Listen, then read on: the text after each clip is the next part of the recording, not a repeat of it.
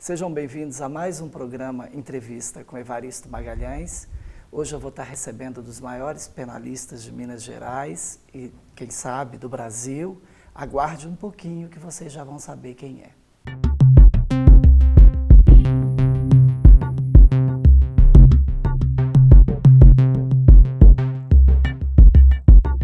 Hoje eu estou tendo a honra de receber aqui meu grande amigo, advogado, professor de Direito Penal, o Arley Belo. O Arley, a gente vai conversar um pouco aqui sobre a sua trajetória no direito e eu queria que você me contasse um pouco de como é que surgiu a questão do direito na sua vida. Evaristo, eu fico muito feliz, agradeço o convite, estar participando desse projeto. O direito, ele surgiu na minha vida muito ligado à literatura, a filmes. Eu sempre percebi ali uma certa curiosidade.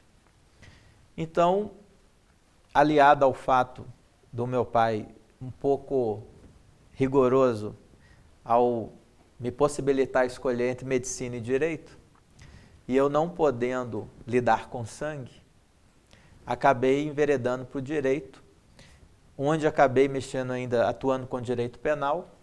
Não fiquei livre do sangue, mas pelo menos é só através de fotos e filmagens, nada pessoal.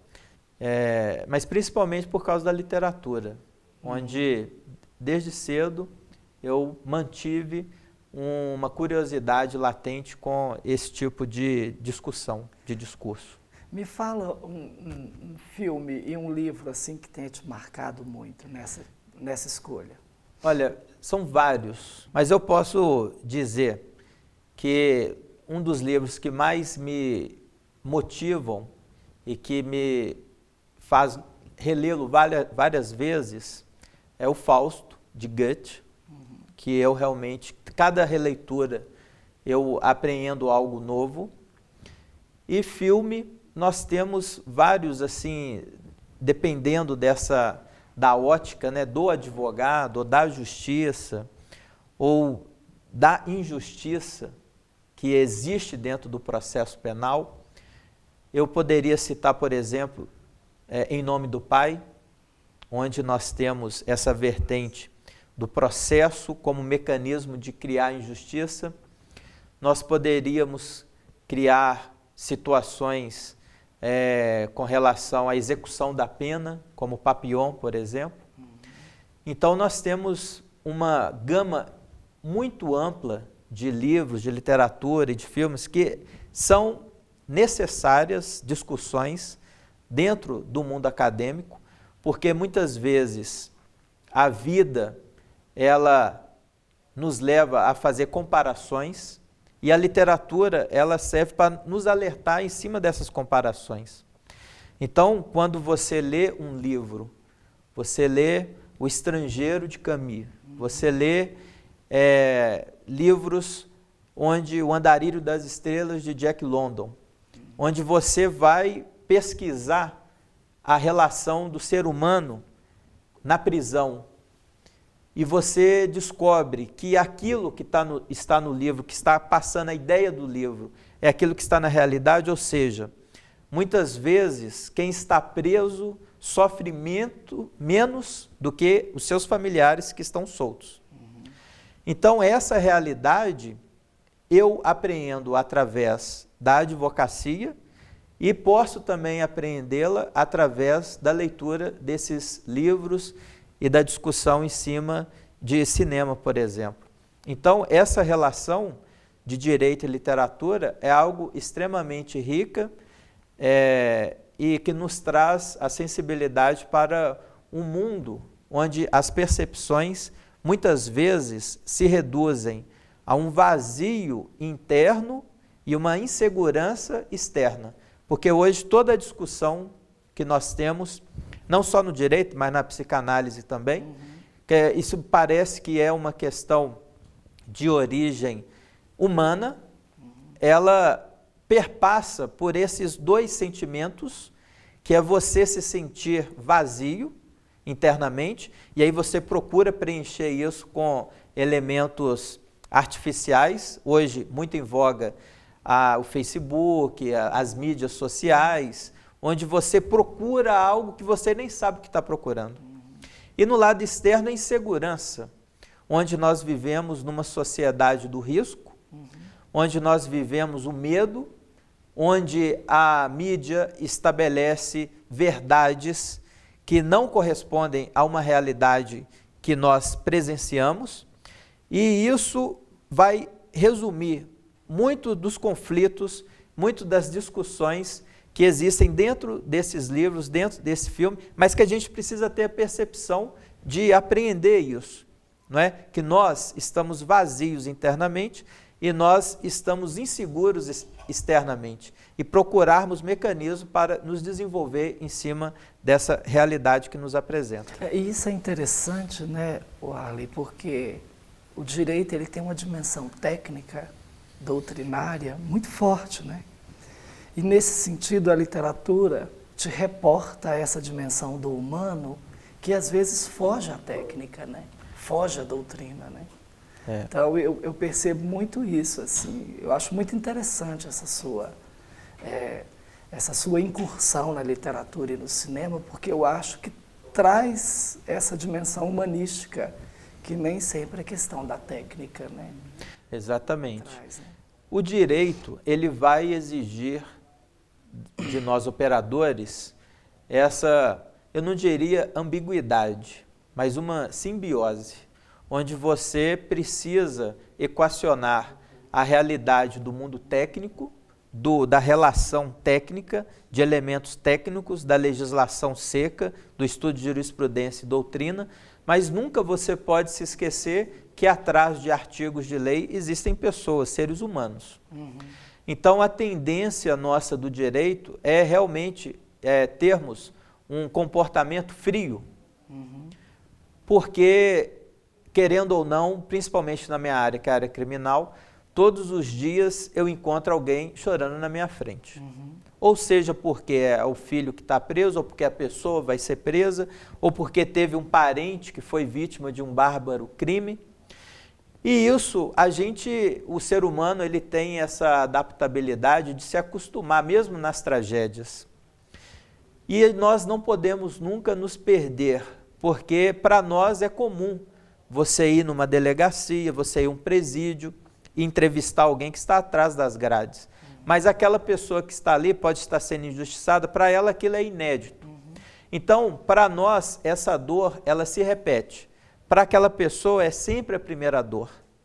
Então, eu acredito que o profissional da advocacia, assim como todos os profissionais de uma maneira geral, mas especificamente a relação dentro do direito das humanas, da área humanas, precisa ter essa sensibilidade. Porque muitas vezes as respostas que nós procuramos para equacionar a defesa de crimes parte exatamente dessa verdade. Eu me recordo agora de um homicídio no qual nós tivemos a oportunidade de defender, um homicídio passional, onde o marido havia matado a esposa. E eu perguntei a ele por que ele havia matado a esposa. Uma pergunta, a princípio, óbvia, porque foi caso de traição. E ele me disse, não, eu traí, a minha esposa me traiu, então por vingança eu a matei. Mas eu não quero saber isso do senhor, eu indaguei a ele. Eu quero saber o que estava por trás disso. É simplesmente porque ela te traiu, sim, mas o que está por trás disso? Qual é a verdade? E depois de algum tempo, ele me relatou que ele não conseguia imaginar que um outro homem estaria ejaculando por onde os filhos dele haviam nascido. Então, às vezes, o direito, ele exige que você vá no âmago assim da questão, porque nenhum crime é simplesmente aquela forma quadrada, plástica. Então, para você compreender o que está na cabeça da pessoa, para você compreender o que se passou, você tem que ter essa sensibilidade humana. Porque só assim é possível você transferir esse conhecimento para aquelas pessoas ou para o juiz que irá julgar aquele caso. Então, não basta só o conhecimento técnico, especificamente para advogar, para você atuar dentro dessa relação profissional.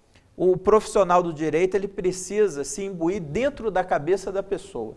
Ele precisa entrar e compreender aquela verdade. Nada é tão simples como se parece. Sempre tem algo além dessa percepção matemática. E é curioso, né, que quando ele fala que não conseguia imaginar alguém ejaculando no lugar em que de onde os filhos dele saíram, né, quando ele fala que não conseguia imaginar, ele já está imaginando, né? Exatamente. Não se justifica matar um cônjuge pela traição, Claro. mas para que você possa compreender aquela verdade, daquela relação, daqueles valores, você precisa largar a técnica e se embrenhar por realidades inimagináveis, para que você possa ter um discurso que se sustente. Porque simplesmente matar por matar não existe.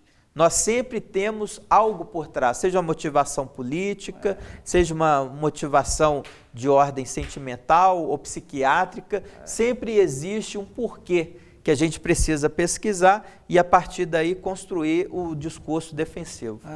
Warley, a gente vai fazer um brevíssimo intervalo e a gente volta já já.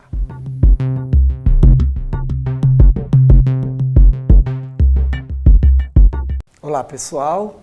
Para vocês que estão chegando agora, hoje nós estamos conversando aqui com o Warley Bello. Ele é advogado e professor de Direito Penal. Warley, no bloco anterior a gente estava discutindo um pouco essa questão da ausência dessa dimensão humanística na questão do direito, né? Você colocou que isso apareceu na sua vida muito influenciado pelo cinema, pela literatura, muito interessante. Me conta agora, como que essa questão humanística ela vai aparecer na sua formação, na graduação, se aparece na sua pesquisa do mestrado? Conta um pouco para a gente. Na graduação, nós tivemos uma introdução à literatura. Eu me recordo que eu fiquei bastante impressionado com o livro Crime e Castigo, Dostoiévski, principalmente pelo protagonista Raskolnikov, ele ser um estudante de Direito e muitas vezes passar pelas agruras que nós, quando estudamos Direito, nós passamos. Tive um estudo muito interessante na graduação de Sartre, do existencialismo, que se desfez quando eu percebi que eu fiquei feliz em me descobrir existencialista, mas depois, aprofundando, eu sabia que isso seria algo incongruente. Ninguém é feliz sabendo que é existencialista. Então, eu percebi que eu não entendia nada do existencialismo, mas serviu para fundamentar esse tipo de pensamento. De forma que a filosofia ela é introduzida dentro do estudo do direito como um mecanismo preliminar, a psicologia, e isso tudo é muito importante. Eu acho que isso é que dá humanidade ao direito. Você ser um técnico em direito, sem essa vertente humanista, você se perderia. De qualquer maneira, na graduação nós estudamos e fomos monitor de Direito Penal. Posteriormente, fizemos o exame da OAB. Na sequência, passamos na prova de mestrado da Federal. Fala um pouco da sua pesquisa. A minha pesquisa foi muito técnica. Na minha época que eu fiz mestrado era em Ciências Penais. Hoje já se divide, né, Direito Penal, Processo Penal. Mas na época era Ciências Penais, era tudo misturado. Então, nós estudamos conceitos técnicos sobre a ação penal, as condições da ação. É um assunto bastante teórico, bastante técnico, onde nós desenvolvemos uma discussão sobre a justa causa penal, que dentro das vertentes técnicas é um assunto que tem um viés também prático, porque nós temos que observar os limites do poder do Estado frente ao cidadão. E esse assunto, a justa causa penal, vai dentro desse viés também. Quer dizer, nós buscamos compreender a questão técnica, mas ligada a um viés prático. Não é? Qual é essa limitação do Estado em perseguir, em processar, em julgar, em delimitar esse poder do Estado, numa visão bastante iluminista, bastante russoniana nesse sentido, de limitação do poder do Estado frente ao cidadão. Me conta uma coisa, você publicou Esse é o seu único livro que você publicou? Você publicou? Esse é o único romance. Eu já tenho 6 livros da área do direito, sobre aborto, sobre os princípios do direito penal, um livro de prática da advocacia criminal, pesquisa sobre jurisprudência penal. Agora, de romance, esse é o primeiro, que não deixa de ser também um livro de prática, tendo em vista que esse livro, ele discorre sobre 10 anos que eu advoguei um processo no qual o sujeito acusado de ter abusado sexualmente da própria filha, uma criança de 8 anos, restou condenado em Juiz de Fora a uma pena de 12 anos de prisão. E, na sequência, quando nós iniciamos a patrocinar esse caso, nós, nas primeiras reuniões, entendemos que, pelos elementos de prova do processo, ele realmente seria culpado, apesar dele sempre se colocar como inocente. Mas, frente ao processo, frente às provas do processo, era algo totalmente inimaginável. Dentro daquele contexto probatório, dentro de uma realidade onde eu conhecia o juiz que o julgou lá em Juiz de Fora, eu sabia que era um juiz extremamente equilibrado, ético, correto, ponderado, onde a filha dele dizia que o pai havia abusado dele, havia abusado dela. Então a gente tinha um arcabouço probatório que me induziu a acreditar, até mesmo uma percepção lombrosiana, porque às vezes que eu encontrei com o cliente aqui em Belo Horizonte, eu olhava para a cara dele e imaginava-o realmente culpado. Então a gente criou um imaginário, um pré-julgamento. Até que ele, de tanto falar que era inocente, eu sou inocente, e eu não enxergando aquilo nos autos, eu falei, deve ter algum problema, porque se você é inocente, tem alguma coisa que eu não estou enxergando. Isso. O advogado antecessor é um excelente, excepcional advogado. E alguma coisa passou que você não entregou para o advogado, e eu preciso ter esse conhecimento, qualquer coisa, às vezes você acha que não tem a ver com o processo, mas tem. E ele me disse que havia as cartas da filha, que ela sempre mandava essas cartas. Eu falei, mas são cartas que ligam ao processo, que tem a ver com o crime? Eu falei, não tem nada a ver. Eu falei, então me passa essas cartas. Eu fui lendo as cartas daquela criança. Papai, eu te amo. Papai, eu não vivo sem você. Papai, você é a razão da minha vida. E eu fiquei imaginando aquela criança de 8, 9, 10, 11 anos mandando as cartas para o pai, sem a mãe permitir o contato, porque evidentemente houve a separação, e não havia mais o contato do filho com a mãe, com o filho, com o pai, durante vários anos. E mesmo assim a menina, todos os anos, Dia dos Pais, Natal, mandava cartinha. Aquilo eu fui abrindo em cima da mesa do escritório e ficou aquelas cartas todas, e eu percebi que era impossível uma menina daquela, que eventualmente fosse abusada pelo pai, tivesse um comportamento de um amor tão grande e não um ódio pelo pai. Então aquilo serviu para me convencer internamente que realmente ele estava falando a verdade, que ele era inocente. Por isso o livro se chama O Segredo das Cartas, porque a partir daquele momento me levou a acreditar que ele era inocente, mas eu não sabia o porquê ele era inocente, porque dentro do processo ele era 100% culpado e tranquilamente culpado. O que haveria por trás daquelas cartas? O que me levou a uma segunda conclusão. Logo no final do livro, do trabalho, a gente deve relevar muito mais os atos das pessoas do que as palavras. Porque as palavras enganam, mas os atos não. E essa menina, através dos atos, ela comprovou que o pai era inocente, apesar dela falar que o pai era culpado. Então, nós tivemos uma reviravolta no processo, que eu não vou contar porque perde a graça. Mas que, na realidade, no final, constatou-se que de uma pessoa 100% condenada, era, de fato, uma pessoa 100% inocente. Mas ele abusava ou não abusava dela? Não, não abusava, ele era inocente. Tá. Não, né? Não dá pra gente discutir mais, senão a gente vai contar aqui qual que é o segredo, né? Do segredo. Fica porque a literatura também é parte do pressuposto de você levar, conduzir o leitor a caminhos que são 100% certos a princípio e que depois eles realmente não são corretos. E aí você ter um aprendizado em cima disso daí. O aprendizado maior do livro é que nós não devemos pré-julgar as pessoas, né? Rui Barbosa dizia que quanto mais grave o crime, mais cuidado você tem que ter ao julgá-lo. Então esse é o caso, um crime terrível, um pai acusado de abusar sexualmente da própria filha.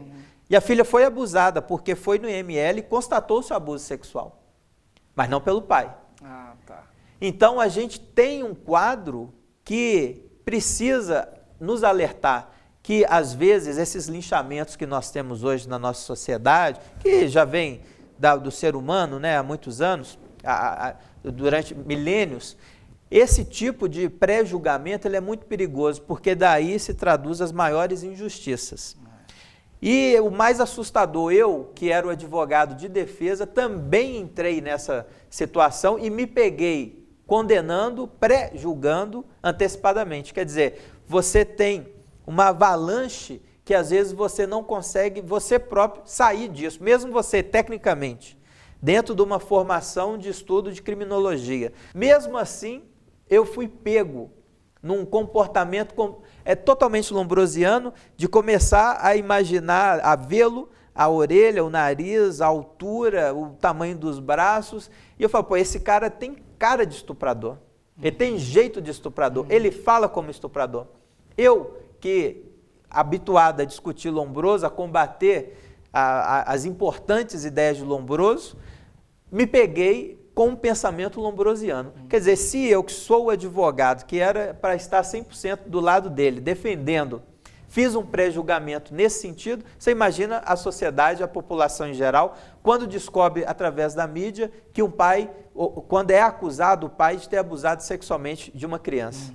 Então isso é uma avalanche de situações que se traduzem em erros judiciários. A gente está falando de cinema, de livro, o caso dos irmãos Naves, que é o maior erro judiciário do Brasil, que aconteceu aqui em Minas, em Araguari, onde foi absolvido e o Tribunal de Justiça o condenou por 2 vezes e depois se constatou que ele era inocente. Um dos irmãos faleceu dentro do presídio, o outro ficou preso 15 anos. Então nós temos essa configuração onde a literatura se embranha dentro do direito, e aqui nós tivemos a oportunidade de relatar um caso verídico que nós advogamos e que virou romance, porque era uma situação tão absurda que me parecia que eu estava dentro de um filme, vivendo dentro de um filme, essa realidade. Muito interessante.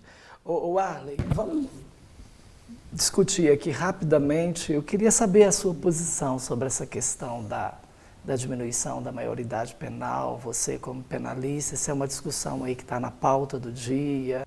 Eu fico extremamente decepcionado com os senadores, com os deputados, que parecem que fugiram da escola, parece que não vivem a realidade do nosso país, cujo pensamento simplista tangencia o estelionato científico.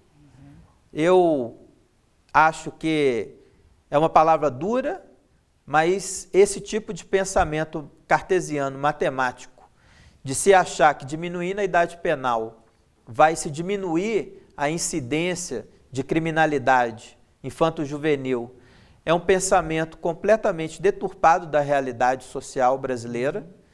É um pensamento que enfrenta grandes discussões jurídicas, porque é um direito individual previsto no artigo 228 da Constituição Federal e, como tal, cláusula pétrea, estabelecida assim no artigo 60, parágrafo 4, inciso 4 da Constituição Federal, que não poderia nem ser proposta de modificação. Nós deveríamos rasgar a Constituição e inventar um novo Estado, que não essa República Federativa do Brasil.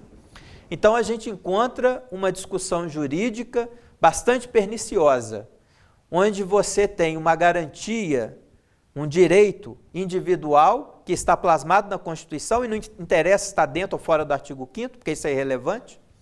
Nós temos um contexto político onde se vende a ideia de que o problema é a lei e o problema não é a lei. Nós não temos um problema de lei. onde se vende a ideia de que todos os menores no Brasil cometem crimes atrozes, e isso também não é verdade.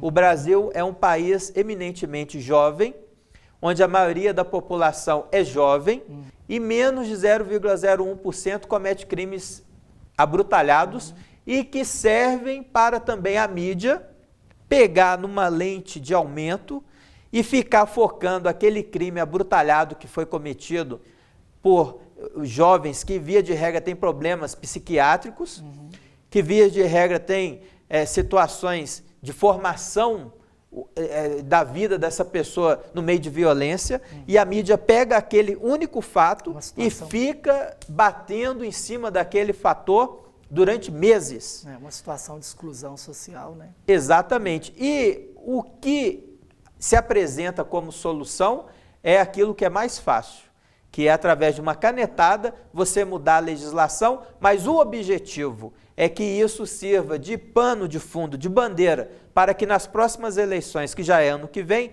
o deputado e o senador cheguem na televisão e falem: nós trabalhamos pela segurança pública, nós diminuímos a idade penal. E assim você perpetua esse tipo de político que comete um estelionato científico, porque ele é incapaz de ouvir a OAB, ele é incapaz de ouvir o Ministério Público, ele é incapaz de ouvir a Polícia Civil, ele é incapaz de ouvir a Polícia Militar, para saber o que as instituições pensam a respeito da diminuição da idade penal. Mas, como é um discurso que vende e que angaria votos, eles lançam mão desse tipo de procedimento, tanto a Câmara dos Deputados quanto o Senado Federal, a fim de se alcançar os votos, que é o próximo ano.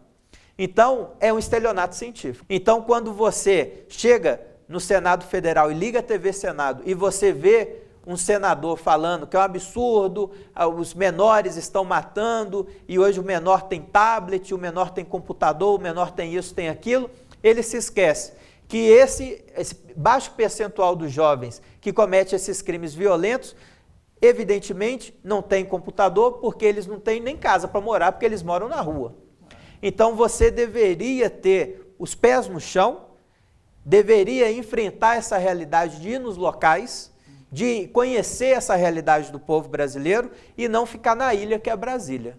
E dali começar a legiferar como se fosse resolver gravíssimos problemas de ordem social e econômica que de forma alguma serão solucionados através da legislação. É muito interessante, porque a gente volta na discussão inicial da nossa conversa, né? A gente cai novamente num certo tecnicismo, e se a gente fosse pelo caminho da humanização, da filosofia, da literatura, do cinema, a gente encontraria melhores soluções para essas questões, né? Exatamente. Eu acho que a política, acima de tudo, precisa se humanizar mais. Pena que nosso tempo é curto, né? Warley, querido, meu amigo, colega de trabalho, obrigado, viu? Muito obrigado, por ter muito feliz. aceitado o convite. A gente marca uma segunda vez para a gente continuar essa conversa. Com certeza aceitarei, obrigado. Eu quero agradecer vocês por terem estado conosco aqui nessa conversa e até o próximo programa. Obrigado.